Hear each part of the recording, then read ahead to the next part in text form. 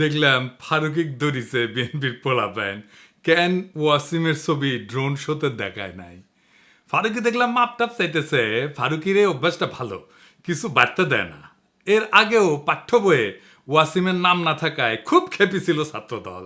দেখেছেন না, মনে আছে না? ছাত্রদলরে বলি, ছোট ভাই হিসাবেই বলি, ওয়াসিম আমাদের প্রিয়, সব শহীদেরাই আমাদের প্রিয়। শহীদদের উপরে দখলদারি করতে নাই, এতে শহীদের অসম্মান হয়, অমর্যাদা হয়। এটা পরামর্শ দিই আর এটা ইতিহাস বলি। 1990-এ আইকনিক শহীদ ছিল দুইজন, নূর হোসেন আর ডাক্তার মিলন। ডাক্তার মিলনের হত্যাকাণ্ডই এরশাদের পতনকে ত্বরান্বিত করে। উনি জাসদ করতেন, আমরা জানতাম। উনি বিএমএর নেতা, ডাক্তারদের নেতা, এটা সারা দেশে পরিচয় ছিল। ঢাকা মেডিকেল কলেজের টিচার ছিল। এখন এরশাদের পতনের পরে জাসদের মনে হইল এটার পয়েন্ট নিতে হবে যে ডাক্তার মিলন জাসদ করত। সারা দেশ পোস্টারে ভরায় দিল জাসদ নেতা ডাক্তার মিলন বলে। মানুষজন পছন্দ করলো না। উনি ডাক্তারদের নেতা, ঢাকা মেডিকেল কলেজের শিক্ষক, 90-এর শহীদ, এই পরিচয়টা ঢাকা দিতে চাইল জাসদ পরিচয় দিয়া। কি ফল হইল? নূর হোসেন যুবলীগের কর্মী ছিল, তার নাম সবাই জানে। ডাক্তার মিলনের নাম আজকে কয়জন জানে? এইভাবেই দলের স্বার্থ খাইয়া ফেলে শহীদের অমরত্বকে। ওয়াসিম শুধু না, সব শহীদের নামই টিকে থাকবে যদি ছাত্রদল আধিক্ষেতা না করে। শহীদদের মধ্যে শিবিরের ছেলে নাই? অবশ্যই আছে, ওরা তো আধিক্ষেতা করতেছে না।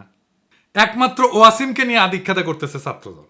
যখন মানুষ দেখবে যে আরে জোর করতেছে তো আমার উপরে, তখনই মানুষ মুখ ফিরায় নেবে। এভাবে হয় না আসলে। ওয়াসিমের নাম না আসলে কোথাও যেইভাবে ছাত্রদল ঝাঁপায় পড়তেছে তার উপরে, তাদের কিছু কথা বলতেই হয়।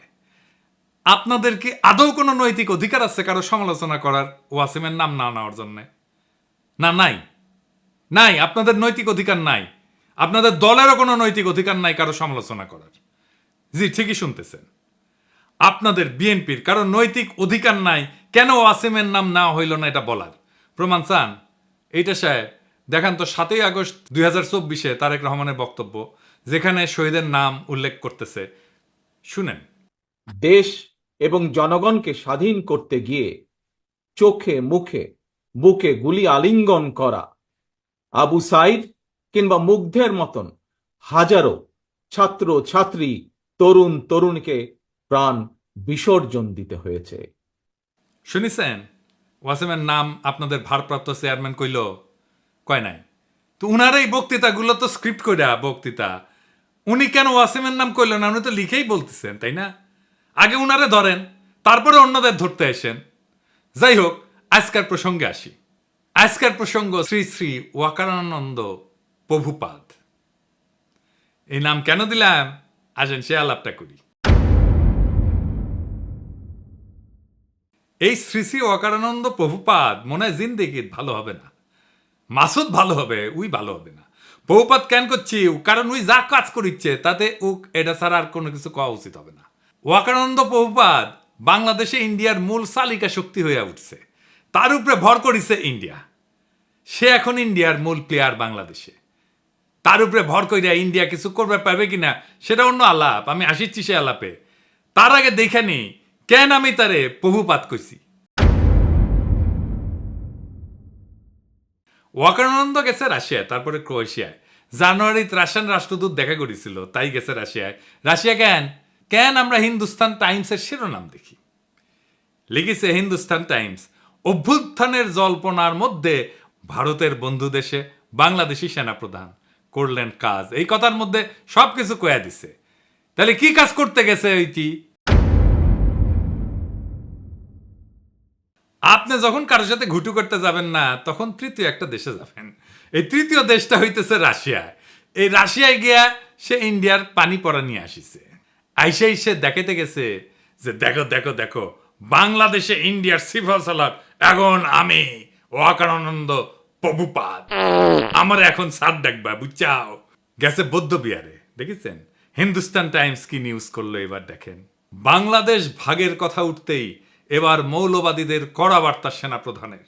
ওয়াকার বললেন, দেখেছাও। এরপরে কুটি গেল, এরপরে গেল পয়লা বৈশাখ করতে ঢাকেশ্বরী মন্দিরে। আর পাশে কে? এডিটর সাহেব দেখান। এই কিরে, এই কিরে কিরে, সন্তোষ শর্মা। হ্যাঁ, সন্তোষ শর্মা বাংলাদেশের রয়ের 1 নাম্বার লোক। বাংলাদেশে আলেমদের ইন্টারোগেশনের টাইমে হাজির থাকতো এই সন্তোষ শর্মা। শোনেন হারুন ইজাহারের কণ্ঠে। একটা নাম আমি বলতে চাই, আপনাদের সকলকে চিহ্নিত করে দিতে চাই। সে হচ্ছে এই একটা পত্রিকা ইদানিং খুব দেখা যায়, কালবেলা পত্রিকার সম্পাদক সন্তোষ শর্মা। সে সরাসরি ওই বিদেশি এই কান্ট্রির ম্যানেজারের পক্ষ থেকে, স্টেশন ম্যানেজারের পক্ষ থেকে সে সরাসরি আমাকে রিমান্ডে নির্যাতন করেছিল। সেজন্য ওই কালবেলা পত্রিকার সম্পাদক সন্তোষ এর বিরুদ্ধে শর্মা, ওর বিরুদ্ধে মামলা হতে হবে। এবং সে কিন্তু নিজেকে অনেক বিভিন্ন আড়াল দিয়ে সে নিজেকে আড়াল করার চেষ্টা করেছে। এরাই কিন্তু আমাদের এই রাষ্ট্রকে সর্বদিক থেকে এনে ধ্বংস করেছেন। এরপর 21 টিভির নিউজ দেখেন আর এটা। সন্তোষ শর্মা এখন তিনি দৈনিক কালবেলার সম্পাদক ও প্রকাশক। কাজ করেছেন শক্তি নামের পত্রিকায়। সাপ্তাহিক সুগন্ধার মালিক ছিলেন সন্তোষ শর্মা। হয়েছিলেন দৈনিক আমাদের সময় পত্রিকার ব্যবস্থাপনা সম্পাদকও। দেশে পূজা উদযাপন পরিষদের কেন্দ্রীয় কমিটির সাধারণ সম্পাদকও তিনি। ভারতের প্রধানমন্ত্রী নরেন্দ্র মোদীর সাথে ঘনিষ্ঠতার সংবাদ প্রকাশ করে তার নিজের পত্রিকাতেই। পেশাগত এসব পরিচয়ের আড়ালে সম্প্রতি বেরিয়ে আসছে ভয়ঙ্কর তথ্য। সন্তোষ কিন্তু দুটো ট্রাম্প কার্ড সে ইউজ করে, একটা সাংবাদিকতা, আরটা হলো সম্পর্ক। সে বাংলাদেশ পূজা উদযাপন পরিষদের সাধারণ সম্পাদক। হেফাজতে ইসলামের যুগ্ম মহাসচিব মুফতি হারুন ইজহার চৌধুরীর দাবি, ভারতীয় গোয়েন্দা সংস্থা র এর এজেন্ট সন্তোষ শর্মা। এইটা সাহেব, এবার আর ওর আসল প্রভু মোদির সাথে ছবিটা দেখান।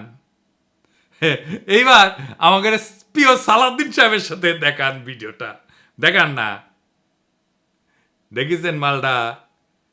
এইবার সব হিসাব মিলিছে, খাপে খাপ মমতাজের বাপের মতো মিলে গেল।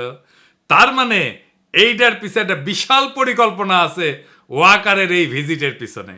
আমরা একে একে দেখব ওয়াকারুজ্জামান কেমনে ওয়াকারানন্দ প্রভুপাদ হইয়া উঠল, সেই জার্নিটা আমরা এক্ষুনি একটু দেখি।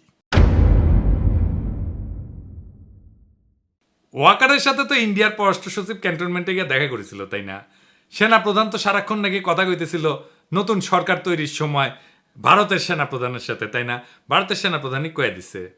As of today, firstly, there is no vulnerability from any side. I am in touch with the chief of Bangladesh during the time of when this changeover took place. I was in constant touch with him, and even thereafter, in November 24, we had a video conference also. When we talk about the relationship we should talk about when there is an elected government. So as of now, the relationship is with the military is well and perfect.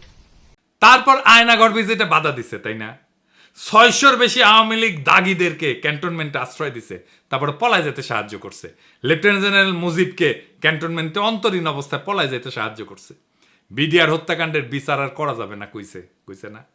এই বর্বরতা কোনো সেনা সদস্য করেনি, সম্পূর্ণটাই তদানীন্তন BGB সদস্য দ্বারা সংঘটিত। Full stop. এখানে কোনো ইফ এবং বাট নাই। আয়নাগরের সব এভিডেন্স নষ্ট করেছে ক্যান্টনমেন্টের মধ্যে। রাজনৈতিক দলগুলোরে ডেকে নিয়ে ঘুটু করেছে, তারপর আঙ্গুল উঁচে শশাইতে গেছে, সারা দেশের মানুষের ঠাপ খেয়ে টানছে।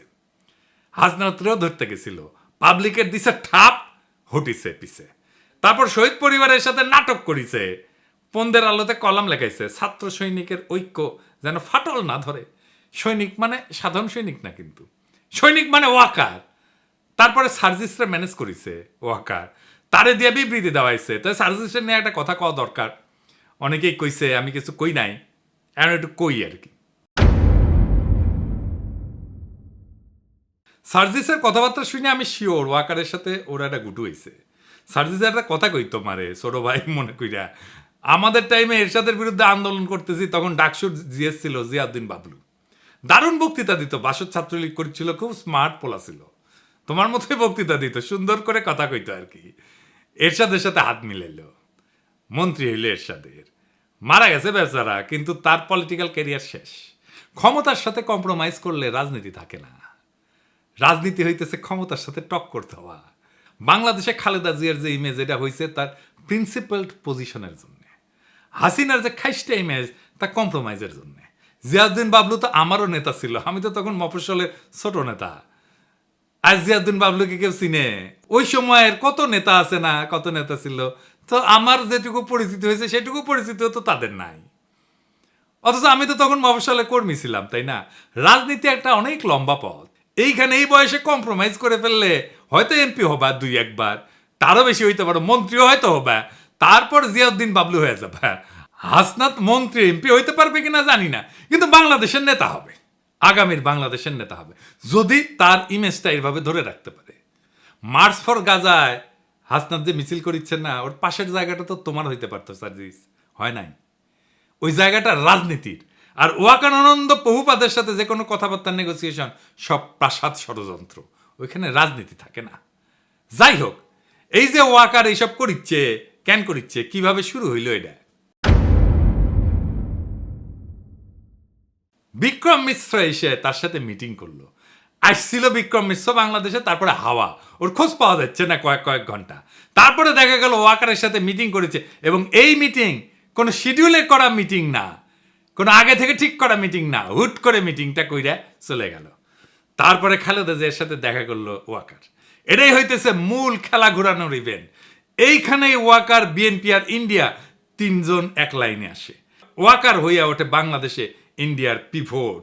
মানে সাইকেলের চাকা দেখেছেন না? তো সাইকেলের চাকা স্পোক গুলা যে লেগে থাকে যে মাঝখানে, ওই যে ইয়ের কাছে, ওই গোল ইয়ের কাছে, ওটাই হইতেছে পিভট, বুঝছাও? তো বিএনপি তো এইটা পিভট হয়ে উঠছে ওয়াকার। বিএনপি 72-এর সংবিধান, মুক্তিযুদ্ধের চেতনার, অসাম্প্রদায়িকতার, আওয়ামী লীগ ন্যারেটিভ গুলো বলতে শুরু করছে না তারপর থেকে। তারপরে ওয়াকারের পৌরুষ জায়গা ওঠে, সে হারকুলিস হইতেছে, রাওয়া ক্লাবে আঙ্গুল উঁচায় দাবরানি দেওয়ার চেষ্টা করে। ওই দাবরানি আমি একা দাঁড়ায় চ্যালেঞ্জ করেছিলাম। আমি বলেছিলাম, ওই আঙ্গুল আমরা চিনি, নামায় কথা বলো ওয়াকার। তারপরে তো হাসনাতের ঘটনা ঘটলো। আমরা যখন পাল্টা দাবরানি দিলাম, তখন তারেক রহমান ওয়াকারের পিছে দাঁড়াইলো, বলল সেনাবাহিনীকে বিতর্কিত করার চেষ্টা হচ্ছে। ওয়াকার কি সেনাবাহিনী নাকি একজন ব্যক্তি? তারেক রহমানের ওয়াকারকে কেন সেভ করতে নামতে হইল? ওয়াকার তো নিজেই বিতর্কিত কাজ করতেছে, একটা দুইটা না, অসংখ্য। বিক্রম মিশ্র হাওয়া হয়ে গেল কয়েক ঘন্টার জন্য, তারপরে জানা গেল ওয়াকারের সাথে মিটিং। একটা রেসপন্সিবল রাজনৈতিক দল হিসেবে তো তারেক রহমানের ওয়াকারকে প্রশ্ন করা উচিত ছিল, বিক্রম মিশ্রের সাথে কি আলাপ, কি কথা তাহার শোনে। এই মিটিং তো শিডিউলের বাইরে ছিল। শয়তানির পর শয়তানি করে যাবে, কিছু কওয়া যাবে না, বললেই সেটা সেনাবাহিনীর বিতর্কিত করার চেষ্টা হবে। বাহ, খুব মজা, আমি যার আমি করবো, আমাকে কেউ কিছু কইতে পারবে না। কি চমৎকার ইন্ডেমনিটি। যাই হোক, ওয়াকারকে দিয়া ইন্ডিয়া কি অ্যাচিভ করাইতে চায়? প্রথম, হাসিনার বিচার যেন বন্ধ করতে পারে। 2 নাম্বার, আওয়ামী লীগকে যেন নির্বাচন করতে দেওয়া হয়, সেজন্য ওয়াকার ইনক্লুসিভ নির্বাচনের কথা কয়। 3 নাম্বার, আওয়ামী লীগ যেন পুনর্বাসিত হয়। এই জন্য ওয়াকার যত নড়াচড়া করবে, ততই রাজপথে আওয়ামী লীগের মিছিল বেরোবে, বড় হইতে থাকবে এই মিছিল। এর ওর বাসায় যে আগুন দেবে। আর ফাইনালি আওয়ামী লীগকে যদি ফেরানো নাই যায়, তাইলে আওয়ামী লীগ ইন্ডিয়ার হইয়া যে রোলটা প্লে করেছিল, সেটা যেন বিএনপি করে, আবার যেন ইন্ডিয়ান রাজত্ব কায়েম হয় বাংলাদেশে। তো ওয়াকার করে দিয়া কি আবার রাজত্ব কায়েম করতে পারবে ইন্ডিয়া? স্বপ্নে পারতে পারে, স্বপ্নে তো কত কিছুই খাওয়া যায়। 1/11 আমেরিকায় কু করাইছিল না, তারপরে বাংলাদেশকে তুলে দিছিল ইন্ডিয়ার হাতে। ইন্ডিয়ার নিজের একার কিন্তু হ্যাডম হয় নাই বাংলাদেশের উপরে দখলদারি কায়েম করার। ইন্ডিয়ার বাপেরও সাধ্য নাই বাংলাদেশে আবার দখলদারি কায়েম করে, বরং ওয়াকার, বিএনপি আর ইন্ডিয়ার এই অশুভ মৈত্রী পরাজিত হবে। এটাই ইতিহাসের নিয়তি। বাংলাদেশে এক গুরুত্বপূর্ণ সন্ধিক্ষণে দাঁড়ায় আছে। জুলাই বিপ্লবের পর প্রফেসর ইউনূস যে সরকার পরিচালনার দায়িত্ব দেওয়া হয়েছে, তা শুধু নির্বাচন আয়োজনের জন্য না, বরং দীর্ঘদিনের দুর্নীতিগ্রস্ত রাজনৈতিক এবং প্রশাসনিক কাঠামো সংস্কারের জন্য।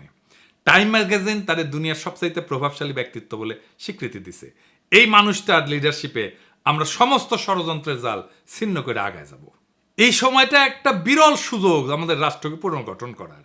কিন্তু এই রাজনৈতিক দলগুলা প্রয়োজনে সময় দিচ্ছে না, সাহায্য করতেছে না, তড়িঘড়ি করে নির্বাচন নির্বাচন নির্বাচন কইরা মাথা খারাপ করে দিছে। এই তড়িঘড়ির নির্বাচন করলে আগের যে সিস্টেম ছিল সেটাই থাকবে, কিছুই বদলাবে না। আবার ফিরে আসবে সেই ফ্যাসিবাদ, আবার ফিরে আসবে সেই স্বৈরাচার। বারবার দেখতেছেন না, বারবার রক্ত দেওয়া লাগতেছে, বারবার লড়াই সংগ্রাম করতে হচ্ছে, ওই একই জিনিস আবারও থাকবে যদি আমরা এবার কিছু করতে না পারি। তাই এখন এই সিস্টেমে ব্যবস্থা পরিবর্তনের সময়, শুধু নেতৃত্বের পরিবর্তন না, ইতিহাসের প্রত্যেকটা বাঁকে আমরা দেখছি যখন দেশপ্রেমিক জনতা একত্র হয় তখন কোনো ষড়যন্ত্রই টেকে না, কোনো চক্রান্তই সফল হয় না। ওয়াকার, বিএনপি বা ইন্ডিয়া যেই হোক, যদি তারা জাতির স্বপ্ন, শহীদের আত্মত্যাগ আর জনগণের আশা আকাঙ্ক্ষার সাথে সংঘাতে আসে, তাহলে ইতিহাস তাদের জায়গা করে দেবে ব্যর্থতা আর তিরস্কারের পাতায়। সামনে অন্ধকার আছে, কিন্তু আলোও কাছেই। প্রয়োজন শুধু দিক ঠিক করা আর পা বাড়ানো। আমরা অবিচলভাবে সেই পথে আগায় যাব। কেউ আমাদের রুখতে পারবে না। নতুন বাংলাদেশ আমরা গড়বই। দ্বিতীয় স্বাধীনতাকে আমরা পরাজিত হতে দেব না। ইনকিলাব জিন্দাবাদ।